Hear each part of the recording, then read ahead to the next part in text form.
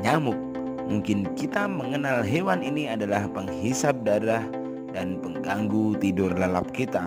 Namun tahukah kamu, untuk bertahan hidup sejatinya nyamuk memakan nektar dan cairan manis yang dihasilkan oleh tumbuhan. Menurut Center for Disease Control and Prevention atau CDC, hanya nyamuk betinalah yang menggigit dan menghisap darah manusia.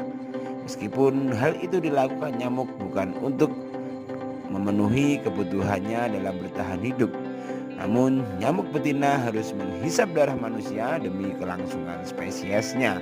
Karena protein yang ada dalam darah membantu nyamuk untuk mematahkan sel telur yang akan dibuahi. Karena tanpa protein dari darah, kemungkinan besar sel telur yang dibuahi oleh nyamuk tidak akan bisa menetas. Karena protein adalah salah satu komponen penting dalam perkembangan telur nyamuk. Proses ini terkait dengan reproduksi nyamuk, dan protein dari darah manusia adalah sumber nutrisi yang diperlukan bagi telur nyamuk untuk tumbuh dan berkembang. Proses ini berlangsung sebagai berikut. Yang pertama, penyedotan darah. Nyamuk betina memiliki organ yang disebut proboscis yang mereka gunakan untuk menembus kulit manusia dan menghisap darah. Selama proses penyedotan darah ini, mereka mengambil protein, gula, dan nutrisi lain dari darah manusia. Yang kedua, pembuatan telur. Setelah nyamuk betina mengambil darah manusia, mereka akan menggunakan protein dari darah ini sebagai bahan utama dalam pembuatan telur.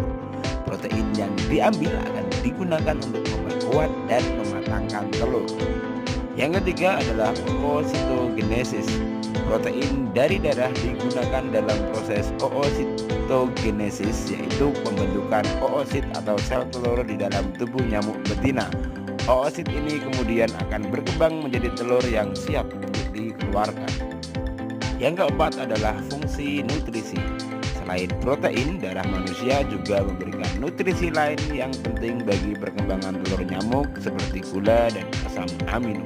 Semua komponen ini mendukung pertumbuhan telur sehingga mencapai tahap kedewasaan yang siap untuk dikeluarkan.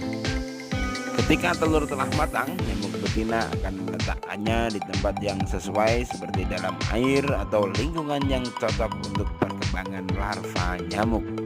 Oleh karena itu, penyedotan darah pada manusia oleh nyamuk betina tidak hanya untuk memberikan nutrisi atau kelangsungan hidup mereka, tapi jauh lebih penting dari itu adalah untuk reproduksi mereka atau untuk terus melanggengkan spesies mereka.